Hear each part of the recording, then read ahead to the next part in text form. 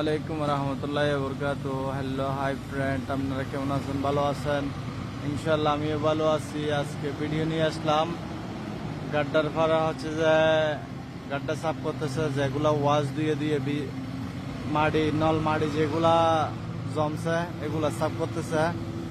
এগুলা হচ্ছে যে ওয়াশ বাইর করা হয়, পানি এগুলা দিয়ে ধুয়ে দিয়ে ওয়াশ বাইর করা, যেটা ভিজা ভালো আছে সেটা। তো স্প্লাডার গাড্ডা সাফ করতেছে। তো যেগুলা নল মাটি বসে গেছে এগুলা সাফ করতেছে।